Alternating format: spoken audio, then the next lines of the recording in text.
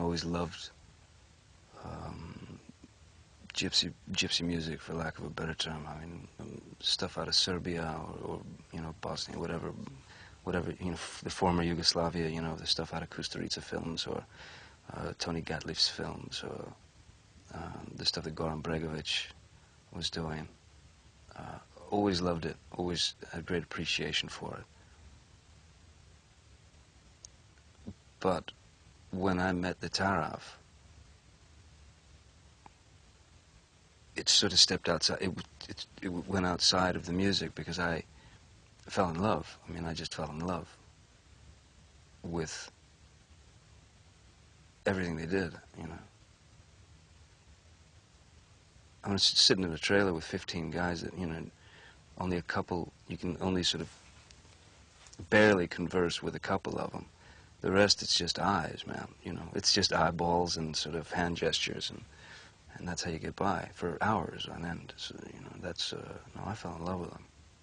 One time, when they were playing, they asked if I would come and give them, they were to receive this award, and they asked if I would come and present it, you know, so, of course, you know, I came over to give it to them and stuff.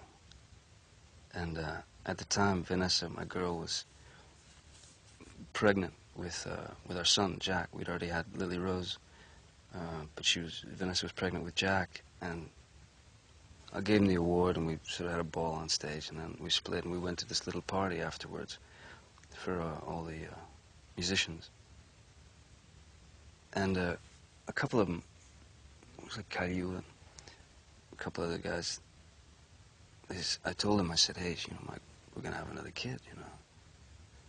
And they got so, I mean, almost weeping. They were, you know, they got so emotional over. And then they came over to us during the middle of this big sort of shindig.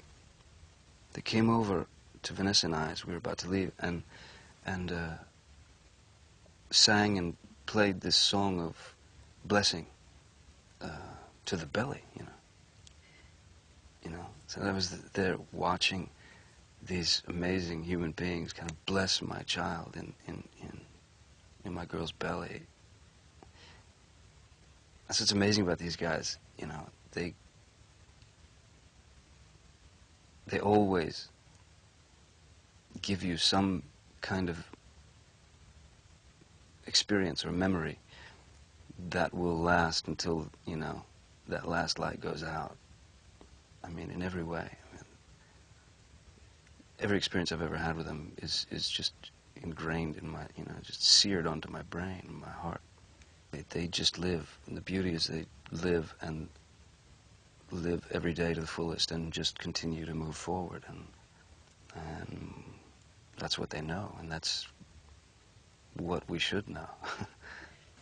I used to tease Caillou at lunch. I used to go and have lunch with him and tease him that, you know, he was eating this plate of meat, and I said, we would sort of be half Roman and half French. Yeah, invented words. So I would ask him how he was enjoying the meat, you know, and he said, oh, it's good, you know. Shukar. And I said, oh yeah, grast, you know, grast, which means horse. it's horse. And he would like, no. Then he would say, brother, pral. Oh, pral. He would say, pral. No, pral. Like, you know, I can't eat my brother, you know. That's really sweet. But just as a joke, you know. I remember talking to Kusturica after he'd done Time with the Gypsies. He was telling me this story about one of the actors on the film who was a gypsy. And they were getting so much money per day, you know, and so they'd get paid, and I'd go, and he bought this guy went and he bought a Walkman, you know, and a tape, and he put the thing in, you know, he played the tape, and he listened to it for a day, you know, and then when he was finished with the tape, he took it and he chucked it, and he threw it in the garbage, threw it in the trash can. And Kusturica or somebody was on the set and said, hey man, you know, you just bought that thing, what are you throwing it away for? I said, well, yeah, but I'm done with it. I listened to it, I don't need it anymore. You know, and that explains so much to me about the cliches that the majority of people would think about gypsies. You know, he didn't grab it, or he didn't steal it, or he didn't take it and go and hawk it or whatever. No, he was done with it and he chucked it, and that was it. And he kept moving. Beautiful. People, in general, in life, are afraid. They're afraid of everything they don't understand, or they're afraid because they've been conditioned to be afraid. I think the music could very easily break through a lot of those layers. Some of the greatest life lessons I learned ever, I learned from the taraffs. Don't get hung up about the things you think are important, you know. Know what's important. And what's important are the simple things. Sometimes the simple things are incredibly complicated, you know, complex, like the human body and living and life and breathing and laughing and loving and all that stuff, you know, and just enjoying every second.